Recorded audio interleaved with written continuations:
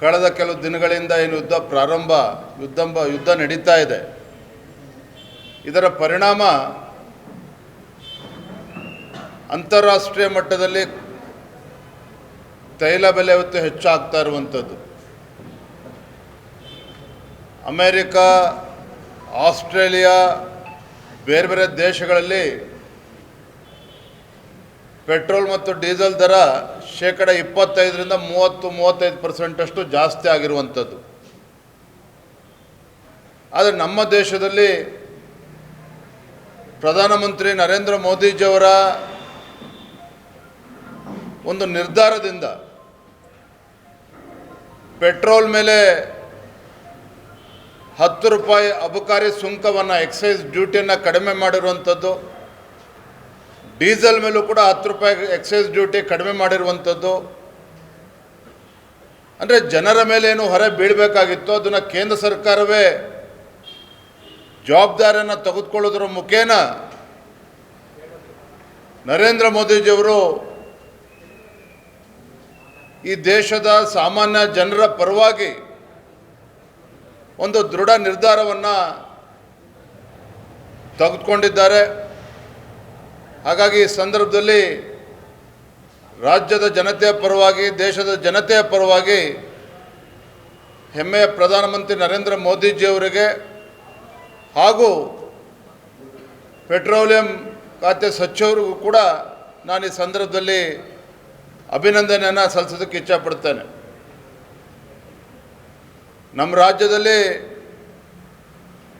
ಮಾತೆತ್ತಿದ್ರೆ ಕಾಂಗ್ರೆಸ್ನವರು ಈ ಸರ್ಕಾರ, ಕೇಂದ್ರ ಸರ್ಕಾರವನ್ನು ಟೀಕೆ ಮಾಡೋದ್ರಲ್ಲೇ 3 ವರ್ಷಗಳ ಕಾಲಹರಣ ಮಾಡಿದ್ದಾರೆ. ಆದರೆ ನರೇಂದ್ರ ಮೋದಿಜಿಯವರ ಜನಪರ ಕಾಳಜಿ ಏನು ಅನ್ನೋದನ್ನು ರಾಜ್ಯದ ಮುಖ್ಯಮಂತ್ರಿಗಳು ಕೂಡ ಅರ್ಥ ಮಾಡ್ಕೋಬೇಕಾಗ್ತದೆ, ಅವರ ಸಚಿವ ಸಂಪುಟದ ಸದಸ್ಯರು ಕೂಡ ಅದನ್ನು ಅರ್ಥ ಮಾಡ್ಕೋಬೇಕಾಗ್ತದೆ. Yes sir.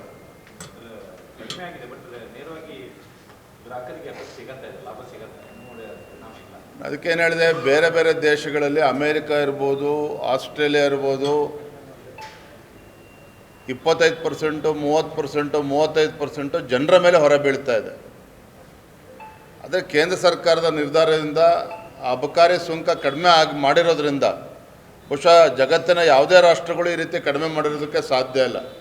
ಅಂಥ ದೃಢ ನಿರ್ಧಾರವನ್ನು ಪ್ರಧಾನಮಂತ್ರಿಗಳು ಮಾಡಿರುವಂಥದ್ದು ಸ್ವಾಗತ ಮಾಡ್ತಾರೆ. ಕೇಂದ್ರ ಸರ್ಕಾರ ವೈಫಲ್ಯ ಆಗಿದೆ ಈ ಒಂದು ಕ್ರೈಸಿಸ್ ಅನ್ನು ನಿಭಾಯಿಸುವಲ್ಲಿ ಅಂತಾನೆ ಟೀಕೆ ಮಾಡ್ತಾರೆ ಕಾಂಗ್ರೆಸ್.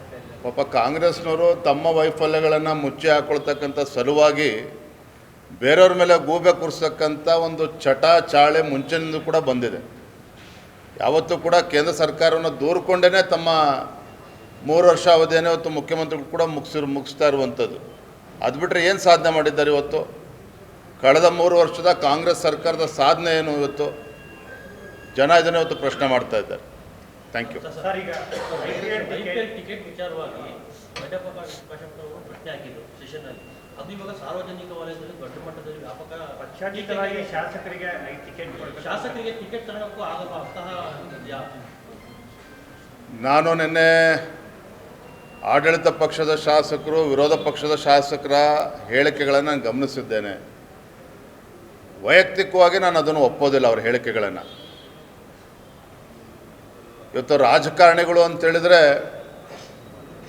ಜನಸಾಮಾನ್ಯರು ಯಾವ ರೀತಿ ನಮ್ಮನ್ನು ನೋಡ್ತಾರೆ ಅಂತಕ್ಕಂಥದ್ದು ದಿನನಿತ್ಯ ಪತ್ರಿಕೆಗಳಲ್ಲಿ, ಟಿವಿಗಳಲ್ಲಿ ನಾವು ನೋಡ್ತಾ ಇದ್ದೇವೆ. ಕಳೆದ ಬಾರಿ ಇದೇ IPL ಮ್ಯಾಚ್ ಸಂದರ್ಭದಲ್ಲಿ ಆಡಳಿತ ಪಕ್ಷದ ಮೂರ್ಖತನದಿಂದ 11 ಜನ ಮುಗ್ಧರು ಪ್ರಾಣವನ್ನು ಕಳೆದುಕೊಂಡ್ರು. ಅದು ಇನ್ನೂ ಕೂಡ ರಾಜ್ಯದ ಜನ, ದೇಶದ ಜನ ಮರ್ತಿಲ್ಲ. ಆದರೆ ಇಂಥ ಸಂದರ್ಭದಲ್ಲಿ ಇಂಥ ಹೇಳಿಕೆಗಳು ಅವಶ್ಯಕತೆ ಅಂತ ನನಗಂತೂ ಅರ್ಥ ಆಗೋದಿಲ್ಲ. ನಾನಿದ್ರ ಪರವಾಗಿಲ್ಲ.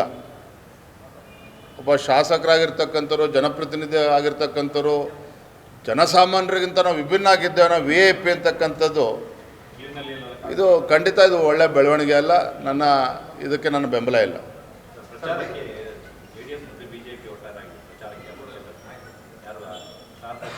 ಇಲ್ಲ, ಮೊನ್ನೆ ನಾಮಪತ್ರ ಸಲ್ಲಿಸ್ತಕ್ಕಂಥ ಸಂದರ್ಭದಲ್ಲಿ ಬಾಗಲಕೋಟೆಯಲ್ಲೂ ಕೂಡ ನಮ್ಮ ನಾಡಗೌಡರು ಮತ್ತು ಸ್ಥಳೀಯ JDS ಮುಖಂಡರು ಅಲ್ಲೂ ಕೂಡ ಭಾಗವಹಿಸಿದರು. ದಾವಣಗೆರೆಯಲ್ಲೂ ಕೂಡ ಭಾಗವಹಿಸಿದ್ರು. ನಾನು ಕೂಡ ಸ್ವತಃ ಮಾಜಿ ಮುಖ್ಯಮಂತ್ರಿಗಳು, ಕೇಂದ್ರ ಸಚಿವರು, ಹಿರಿಯರಾಗಿರ್ತಕ್ಕಂಥ ಮಾನ್ಯ ಕುಮಾರಸ್ವಾಮಿ ಅವರಿಗೆ ನಾನು ಕೂಡ ದೂರವಾಣಿ ಮುಖೇನ ಮಾತನಾಡಿದ್ದೇನೆ. 2ನೇ ತಾರೀಕು 1ನೇ ತಾರೀಕು ನಂತರ ಸಮಯನೂ ಕೊಡ್ತೇವೆ ಅಂತೇಳಿ ಅವರು ಹೇಳಿದ್ದಾರೆ. ಖಂಡಿತ ಬರ್ತಾರೆ. Thank you.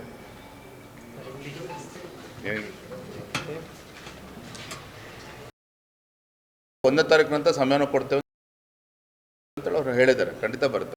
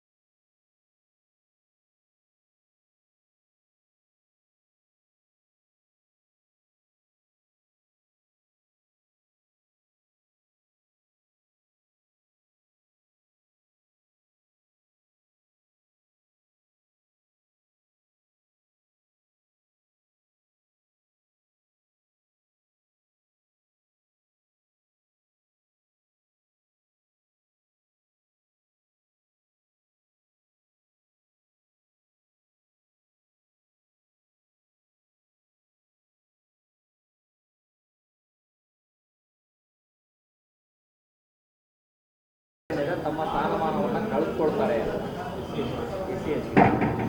ಅದು ಕೂಡ ಟೆಕ್ನಿಕಲ್ ಇದೆ. ಯಾಕಂದರೆ ಕನ್ವರ್ಷನ್ ಆದರೂ ಕೂಡ ನಮಗೆ ಹಳೆ ಇರ್ತಕ್ಕಂಥ ಸುಪ್ರೀಂ ಕೋರ್ಟು ಏನು ಒಂದು ವರ್ಡಿಕ್ಟ್ ಇತ್ತು, ಈಗಿರ್ತಕ್ಕಂಥ ವರ್ಡಿಕ್ಟು ನಾನು ಸರಿಗೆ ಓದ್ಕೊಂಡಿಲ್ಲ. ನಾನು ಓದ್ಕೊಳ್ಳೋರಿಗೆ ಮಾತಾಡೋಕ್ಕಾಗೋದಿಲ್ಲ. But let me read through. So ಅದು ಯಾವ ಬೇಸಿಸ್ ಮೇಲೆ ಹಂಗೆ ಆಗುತ್ತೆ ಅಂತಕ್ಕಂಥ, ಯಾಕಂದರೆ ರಿಲಿಜನ್ ಚೇಂಜ್ ಆದರೆ ಕಾಸ್ಟ್ ಚೇಂಜ್ ಆಗಬಾರ್ದು ಅಂತಕ್ಕಂಥದ್ದು ಹಳೇದಿತ್ತು. ಯಾಕಂದರೆ ನಾನು ರಿಲಿಜನ್ ಯಾವ್ದು ಬೇಕಿದ್ದು ಹೋಗ್ಬೋದು, ಕಾಸ್ಟ್ ಚೇಂಜ್ ಆಗೋಲ್ಲ ಅಂತ ಮೊದಲಿತ್ತು. ಸೊ ಇದು ಯಾವ ರೀತಿ ಮೇಲೆ ಯಾವ ಬೇಸಿಸ್ ಮೇಲೆ ಹೇಳಿದರೆ ನನಗೆ ಮಾಹಿತಿ ಇಲ್ಲ. So without looking it I will definitely not comment much on it. ಈಗ ಕೇರಳದ ವಯನಾಡಿಗೆ 10 ಕೋಟಿ ರೂಪಾಯಿ ಕೊಟ್ಟಿದ್ದಾರೆ. ರಾಜ್ಯದಲ್ಲಿ ಇಲ್ಲಿ ಕೊಡುವಂಥವ್ರಿಗೆ ಸಂಬಳ ಇಲ್ಲ. ಅಂಥ ಸಂದರ್ಭದಲ್ಲಿ ಕುರ್ಚಿ ಉಳಿಸೋದಕ್ಕೋಸ್ಕರ ದುಡ್ಡು ಕೊಟ್ಟಿದ್ದಾರೆ ಅಂತ ಅಲಿಗೇಷನ್ ಮಾಡಿದ್ದಾರೆ ಸರ್ ಪಕ್ಷದ ನಾಯಕರು. ಅದೇ ಮೋದಿ ಸಾಹೇಬರು 14,000 ಕೋಟಿ ಕಲೆಕ್ಟ್ ಮಾಡಿದ್ದಾರೆ ವೆಂಟಿಲೇಟರ್ಗೋಸ್ಕರ. ಕೋವಿಡ್ ಟೈಮಲ್ಲಿ ವೆಂಟಿಲೇಟರ್ ಕೊಡ್ತೀವಿ ಅಂತೇಳಿ 14,000 ಕೋಟಿ ಕಲೆಕ್ಟ್ ಮಾಡಿದ್ರು. ಅದ್ರ ಬಗ್ಗೆ ಫಸ್ಟ್ ಲೆಕ್ಕ ಕೊಡೋಕ್ಕೆ ಕೇಳಿ. ಅಗಲಾಲ ಕಾಂಗ್ರೆಸ್ ಹೇಳ್ಕಂತ ಕೂತ್ಕೊಂಡ್ರೆ ಸಾಕಾಗೈತೆ. ಪಾರ್ಲಿಮೆಂಟ್ನಲ್ಲಿ ಕ್ವಶನ್ ಕೂಡ ತೊಗೋಬಾರ್ದು ಅಂತ ಹೇಳ್ತಾ ಇದ್ದಾರೆ. ಭಾಳ ಡೆಮೋಕ್ರಸಿ, ಭಾಳ ದೊಡ್ಡ ಡೆಮೋಕ್ರಸಿನ ನಾವು ರೆಪ್ರೆಸೆಂಟ್ ಮಾಡ್ತೀವಿ. ಪ್ರಜಾಪ್ರಭುತ್ವ ವ್ಯವಸ್ಥೆಯಲ್ಲಿ ಪ್ರಶ್ನೆ ಕೇಳಬಾರ್ದು ಅಂತಕ್ಕಂಥ ಸ್ಥಿತಿಯಲ್ಲಿ BJP ಅವರಿದ್ದು. ಆಮೇಲೆ ಅವ್ರ ಪಾರ್ಟಿ ಫಂಡ್ ಇವತ್ತು 10,000 ಕೋಟಿ ಇದೆ.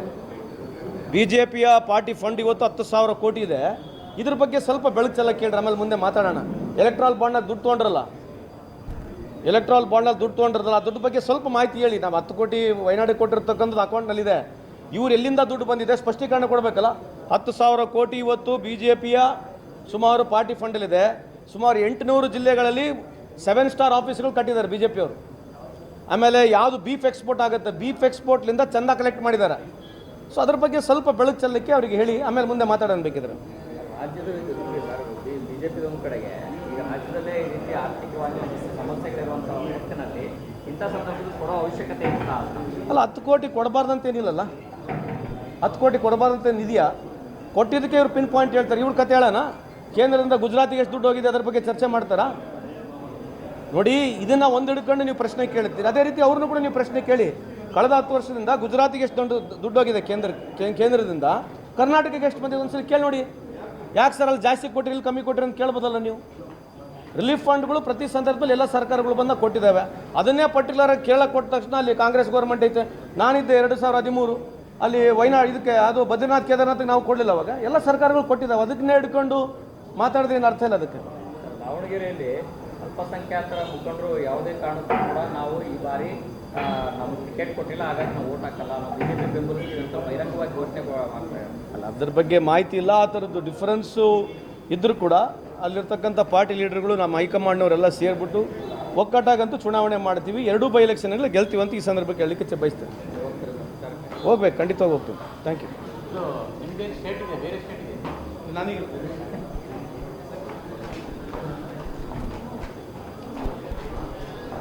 ಹೋಗ್ಬೇಕು, ಖಂಡಿತವಾಗಿ ಹೋಗ್ತೀವಿ. Thank you. ನಿಮ್ಮದೇ ಸ್ಟೇಟ್ ಇದೆ, ಬೇರೆ ಸ್ಟೇಟ್ ಇದೆ.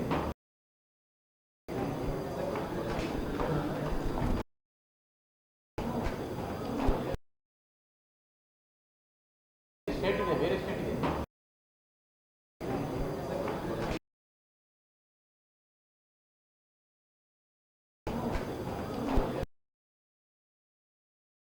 ಸ್ಟೇಟ್ ಇದೆ, ಬೇರೆ ಸ್ಟೇಟ್ ಇದೆ.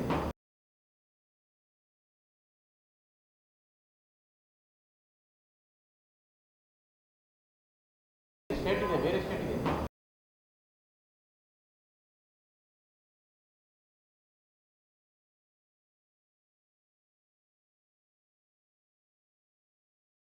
ಸ್ಟೇಟ್ ಇದೆ, ಬೇರೆ ಸ್ಟೇಟ್ ಇದೆ.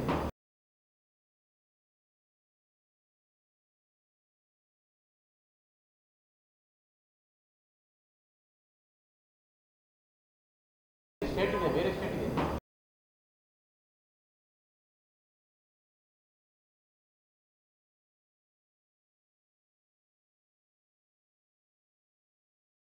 ಸ್ಟೇಟ್ ಇದೆ, ಬೇರೆ ಸ್ಟೇಟ್ ಇದೆ.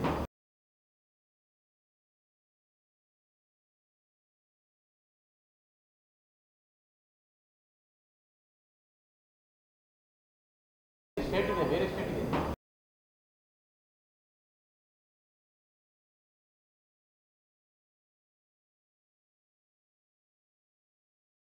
ಸ್ಟೇಟ್ ಇದೆ, ಬೇರೆ ಸ್ಟೇಟ್ ಇದೆ.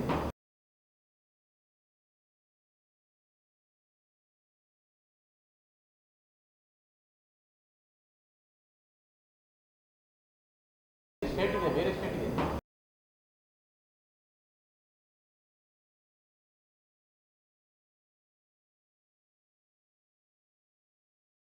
ಸ್ಟೇಟ್ ಇದೆ, ಬೇರೆ ಸ್ಟೇಟ್ ಇದೆ.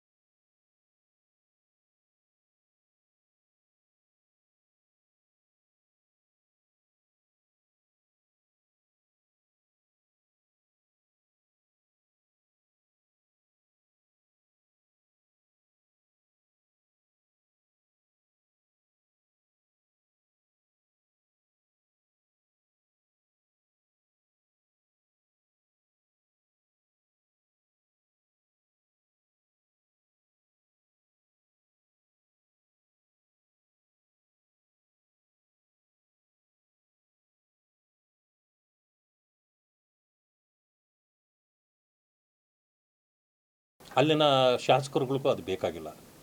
ನಡೆದು ಹೋಗ್ತದೆ, ಯಾರು ನಮ್ಮನ್ನು ಕೇಳ್ತಾರೆ ಅಂತ. ಆಮೇಲೆ ಜನರಿಗೂ ಕೂಡ ಅದು ಒಂದು ರೀತಿ ಒಗ್ಗಿಬಿಟ್ಟಿದ್ದಾರೆ ಅವರು.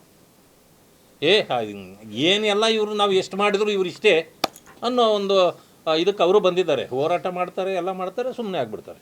ಆಮೇಲಂತೂ ಈಗ ದಲಿತ ಸಂಘಟನೆಗಳು ಅವು ಇವು ಹೋರಾಟ ಮಾಡ್ತಿದ್ವಲ್ಲ, ಇನ್ಮೇಲೆ ಅವ್ರು ಹೋರಾಟ ಮಾಡೋಕ್ಕಾಗಲ್ಲ. ಯಾಕಂದರೆ ಸಂಘಟನೆ ಮಾಡೋಕ್ಕಾಗಲ್ಲ. ದಲಿತ ಸಂಘರ್ಷ ಸಮಿತಿ ಅಂತಿತ್ತು, ಇನ್ನೆಲ್ಲಿರುತ್ತೆ ದಲಿತ ಸಂಘರ್ಷ ಸಮಿತಿ? ಇರೋಕ್ಕೆ ಸಾಧ್ಯ ಇಲ್ಲ. ಇನ್ನು ಮುಂದೆ ಏನಾದರೂ ಮಾಡಬೇಕಂತಂದರೆ ದಲಿತ ಅನ್ನೋ ಹೆಸರು ಹೋಯ್ತು. ಈಗ ಇನ್ನೇನಾದರೂ ಇದ್ದರೆ ಎ ಗ್ರೂಪ್ ಸಂಘರ್ಷ ಸಮಿತಿ, ಬಿ ಗ್ರೂಪ್ ಸಂಘರ್ಷ ಸಮಿತಿ, ಸಿ ಗ್ರೂಪ್ ಸಂಘರ್ಷ ಸಮಿತಿ ಇಟ್ಕೋಬೇಕು. ನಡೀತದಾ? ಸರ್ಕಾರ ಯಾವ ಮಟ್ಟಕ್ಕೆ ತೀರ್ಮಾನ ಮಾಡಿ ದಲಿತರನ್ನು ಸರ್ವನಾಶ ಮಾಡಕ್ಕೆ, ಇದರ ಸಂಪೂರ್ಣ credit should go to Siddaramaiah. Sadiq ಅವರು ನಮ್ಮ ಪಾರ್ಟಿಯವರಾ? ಇಲ್ಲ. ನೀವು ಅವ್ರಿಗೆ ಅನ್ಯಾಯ ಮಾಡಿದ್ರಿ ಅಂಥೇಳಿ ಅವರು ಚುನಾವಣೆಗೆ ನಿಂತರು. ಸಾದಿಕ್ ಪೈಲ್ಮಾನ್ ಅವ್ರು ಎಲ್ಲಿ ಜಟ್ಟಿ ಕಟ್ಕೊಂಡು ಪೈಲ್ಮಾನ್ಗಿರಿ ಮಾಡಿದ್ರು ನನಗೆ ಗೊತ್ತಿಲ್ಲ. ಆದರೂ ಪೈಲ್ಮಾನ್ ಅಂದ ತಕ್ಷಣ ಜಟ್ಟಿ ಕಟ್ಟಿರ್ತಾರೆ. ಅವರೇನೋ ತೊಡೆ ತಟ್ಟಿ ಜಟ್ಟಿ ಕಟ್ಟಿ ಇಳಿದಿದ್ರು. ನೀವು ಅವ್ರನ್ನ ಮೆತ್ತಗೆ ವಂಚನೆ ಮಾಡಿ KPCC ಆಫೀಸಿಗೆ ಕರ್ಕೊಂಡು ಅವ್ರು ಜಟ್ಟಿ ಬಿಟ್ಟು ಇಲ್ಲೇ ಸೋಲಿಸಿ ಕಳಿಸ್ಬಿಟ್ರಲ್ಲ. ಕಾಂಗ್ರೆಸ್ನವರು ಪೈಲ್ಮಾನ್ ಜಟ್ಟಿ ಇಲ್ಲೇ ಬಿಚ್ಕೊಂಬಿಟ್ಟಿದ್ದಾರೆ. ಅವ್ರು ಇನ್ನೇ ಫೈಟ್ ಮಾಡೋದು ಹೋಗಿ ಅಲ್ಲಿ. ಅವರು ವಾಪಸ್ ತಗೊಂಡಿರ್ಬೋದು. ಒಂದು ತಿಳ್ಕೊಳ್ಬೇಕು, ಯಾವತ್ತು ಅರಿದ ಬಟ್ಟೆ ಹೊಸ ಬಟ್ಟೆ ಕತ್ತರಿಸಿ ನೀವು ತೇಪೆ ಹಾಕ್ಬೋದೇ ಹೊರತು ಅದು ಹೊಸ ಬಟ್ಟೆ ಆಗೋದಿಲ್ಲ. ತುಂಡಾದ ಹಗ್ಗ ನೀವು ಗಂಟಾಕಬಹುದೇ ಹೊರತು ಒಟ್ಟಿಗೆ ಸೇರಿಸಲಿಕ್ಕೆ ಸಾಧ್ಯ ಇಲ್ಲ. ಇದು ನೋಡಿ, ನಾನು ಹೇಳ್ತೇನೆ, ನಾನು ಮುಸಲ್ಮಾನ್ ಬಂಧುಗಳೆಲ್ಲ ನಮಗೆ ಓಟ್ ಹಾಕ್ತಾರೆ ನಾನು ಹೇಳಲ್ಲ. ಯಾಕೆಂದರೆ ಕಾಂಗ್ರೆಸ್ನವರು ಅವ್ರ ತಲೆಗೆ ಬಿಟ್ಟಿರೋ ಹುಳುಗಳು ಸತ್ತಿಲ್ಲ, ಬದುಕಿವೆ. ಅವರನ್ನು ದಾರಿ ತಪ್ಪಿಸಿದ್ದೀರಿ. BJPಯ ವಿರುದ್ಧವಾಗಿ ಅವರನ್ನು ಎತ್ಕಟ್ಟಿದ್ದೀರಿ, ನಿಮ್ಮ ವೋಟ್ ಬ್ಯಾಂಕ್ ಮಾಡ್ಕೊಂಡಿದ್ದೀರಿ. ನಮ್ಮದು ಏನು ಸಮಸ್ಯೆ ಇಲ್ಲ. ಅವರೆಲ್ಲ ನಮ್ಮ ವಿರೋಧ ಮಾಡಿದರೂ ಕೂಡ ದೇಶ ಆಳ್ತಾ ಇದ್ದೀವಿ ನಾವು, ನಮ್ಮ ಕೈಯಲ್ಲಿದೆ. ಜನ ಒಂದು ಅರ್ಥ ಮಾಡ್ಕೊಳ್ಬೇಕು, ಯಾರನ್ನು ಬೇಕಾದರೂ ವಿರೋಧ ಮಾಡ್ಬೋದು, ಆದರೆ ವಿರೋಧಕ್ಕೊಂದು ಬೆಲೆ ಇರಬೇಕು. ಯಾವುದೇ ದೇಶಗಳನ್ನು ತೆಗೆದುಕೊಳ್ಳಿ, ನಮ್ಮ ದೇಶದಲ್ಲಿರೋಷ್ಟು ಮುಸಲ್ಮಾನರು ಸಂಖ್ಯೆ ಯಾವ ದೇಶದಲ್ಲೂ ಇಲ್ಲ. ನಂಬರ್ 1 ಮುಸಲ್ಮಾನರು ಇರ್ತಕ್ಕಂಥ ದೇಶ ಅದು ಭಾರತ ದೇಶ. ಸುಭದ್ರವಾಗಿ ಎಲ್ಲಾದರೂ ಬದುಕ್ತಿದ್ದಾರೆ ಅವರು ಅಂತಂದರೆ ಅದು ಭಾರತ ದೇಶದಲ್ಲಿ. ಪಾಕಿಸ್ತಾನ್ ಬರೀ ಮುಸ್ಲಿಮ್ಸೇ, ಸಮಸ್ಯೆ ಎಷ್ಟಿದೆ ನೋಡಿ. ಆಫ್ಘಾನಿಸ್ತಾನ್ ಸಮಸ್ಯೆ ನೋಡಿ. ಬಾಂಗ್ಲಾದೇಶ ಸಮಸ್ಯೆ ನೋಡಿ, ಬೇಕಾದಷ್ಟಿದೆ. ಮುಸ್ಲಿಂ ಕಂಟ್ರಿಗಳು ಸಣ್ಣ ಸಣ್ಣ ಸಣ್ಣ ಕಂಟ್ರಿಗಳಿದೆ, ಆದರೆ ಸುಭದ್ರವಾಗಿಲ್ಲ. ನಮ್ಮಲ್ಲಿ ಅವರು ಸೆಕ್ಯೂರ್. ಯಾಕೆ? ಬಾಬಾ ಸಾಹೇಬ್ ಅಂಬೇಡ್ಕರ್ ಅವರ ಸಂವಿಧಾನ ಎಲ್ಲ ರೀತಿಯ ರಕ್ಷಣೆ ಅವ್ರಿಗೂ ಕೊಟ್ಟಿದೆ. ನೀವು ಹೇಳ್ತಿರಲ್ಲ ಮನುವಾದ ಬದುಕಿರೋದು ಕಾಂಗ್ರೆಸ್ನ ತಲೆಯಲ್ಲಿ ಮಾತ್ರ. BJPಯಲ್ಲಿ ಮನುವಾದ ಬದುಕಿಲ್ಲ. ಬಾಬಾ ಸಾಹೇಬ್ ಅಂಬೇಡ್ಕರ್ ಅವರು ಯಾವತ್ತು ಸಂವಿಧಾನ ಕೊಟ್ಟರೋ ಆವತ್ತು ಮನುವಾದ ಈ ದೇಶದಿಂದ ಸತ್ತು ಹೋಗಿದೆ. ನಾವು ಕೂಡ ಬಾಬಾ ಸಾಹೇಬ್ ಅಂಬೇಡ್ಕರ್ ಅವರ ಇದರಲ್ಲಿ ನಡೀತಾ ಇರೋದು. ಅದರಿಂದಾಗಿ ಸರ್ವರಿಗೂ ಸಮಪಾಲು ಸಮಬಾಳು ಗೌರವ ಕೊಡ್ತಕ್ಕಂಥದ್ದು ಭಾರತೀಯ ಜನತಾ ಪಕ್ಷದ ಆದ್ಯ ಕರ್ತವ್ಯ. ಮಾಡ್ತೇವೆ. ಇಲ್ಲಿ ಅವ್ರಿಗಾಗಿರ್ತಕ್ಕಂಥ ಅವಮಾನ ನೀವೇನು ಮಾಡಿದ್ರಿ? 65-70 ಸಾವಿರ ಜನಸಂಖ್ಯೆ ಇರೋರಿಗೆ ವಂಚನೆ ಮಾಡಿ ನೀವು ಟಿಕೆಟ್ ತೊಗೊಂಡಿದ್ದೀರಿ. ನಿಮ್ಮ ಮನೆ ತುಂಬಿಸ್ಕೊಳ್ಳಿ, ನಮ್ಮದೇನು ಅದರಲ್ಲಿಲ್ಲ. ಜನ ತೀರ್ಮಾನ ಕೊಡ್ತಾರೆ. ಇವತ್ತು ನಾನು ಹೇಳ್ತೇನೆ, ಆ ಜನಾಂಗಗಳು ಏನು ಕಾಂಗ್ರೆಸ್ ಅವ್ರಿಗೆ ಅನ್ಯಾಯ ಮಾಡ್ತಿದೆ, ಇವತ್ತು ನೀವು ಅವ್ರನ್ನ ಗೆಲ್ಲಿಸಿದರೆ ಮುಸಲ್ಮಾನರು ಇಲ್ಲದೆ ಇದ್ರೂ ನಾವು ಗೆಲ್ತಿದ್ವಿ ಅಂತ ಹಾಕಿದ್ದವರು. ಈಗ ನಿಮ್ಮನ್ನು ಯಾಕೆ ಇಷ್ಟೊಂದು ಮಸ್ಕ ಹೊಡೆದು ಬೆಣ್ಣೆ ಹಚ್ಚಿ ನಿಮ್ಮನ್ನು ವಾಪಸ್ ತೊಗೊಂಡಿದ್ದಾರೆ ಅಂದರೆ ಇವರು ಇಲ್ಲಿದ್ದರೆ ನಾವು ಗೆಲ್ಲಲ್ಲ ಅಂತ. BJP ಗುಮ್ಮ ತೋರಿಸಿ ತೋರಿಸಿ ತೋರಿಸಿ ಎಷ್ಟು ದಿನ ಇಟ್ಕೋತೀರ ಅವ್ರನ್ನ ನೀವು? ಆಗತ್ತಾ? ಅವರಲ್ಲೂ ಯುವಕರಿದ್ದಾರೆ, ತಿಳಿದವರಿದ್ದಾರೆ, ಯೋಚನೆ ಮಾಡ್ತಾರೆ. ಏನಪ್ಪ ಪ್ರಧಾನಮಂತ್ರಿ ಮೋದಿಯವರು ನಮಗೇನಾದರೂ ಅನ್ಯಾಯ ಮಾಡಿದ್ರಾ, ವಂಚನೆ ಮಾಡಿದ್ರಾ, ಮೋಸ ಮಾಡಿದ್ರಾ, ನಮ್ಗೆ ತೊಂದರೆ ಆಗಿದೆಯಾ? ಯೋಚನೆ ಮಾಡ್ತಾವ್ರೆ. ಅವರೇ ಭಾಷಣಗಳು ಮಾಡ್ತಾವ್ರೆ. 12 ವರ್ಷದಿಂದ ನಾವು ಸುಭಿಕ್ಷವಾಗಿದ್ದೀವಿ, ಕಾಂಗ್ರೆಸ್ ನಮಗೇನು ಮಾಡಿದೆ ಅಂತ ಅವರು ಯೋಚನೆ ಮಾಡ್ತಿದ್ದಾರೆ. ಅದರಿಂದಾಗಿ ಆ ಜನಾಂಗಗಳು ಯೋಚನೆ ಮಾಡಲಿ, ನಿಮ್ಮ ಭವಿಷ್ಯ ಸ್ವಾಭಿಮಾನವನ್ನು ಉಳಿಸ್ಕೊಳ್ಳಿ ಅಷ್ಟೇ. ನಮಗೂ ಓಟ್ ಕೊಡೋರು ಕೊಟ್ಟೇ ಕೊಡ್ತಾರೆ, ನೀವು ಕೊಟ್ಟರು ನಾವು ವೆಲ್ಕಮ್ ಮಾಡ್ತೀವಿ, ನೀವು ಕೊಡದೇ ಇದ್ದರೂ ನಿಮಗೇನು ತೊಂದರೆ ಇಲ್ಲ, ನಾವು ಅದನ್ನು ವೆಲ್ಕಮ್ ಮಾಡ್ತೀವಿ, ತೊಂದರೆ ಇಲ್ಲ. ಧನ್ಯವಾದ.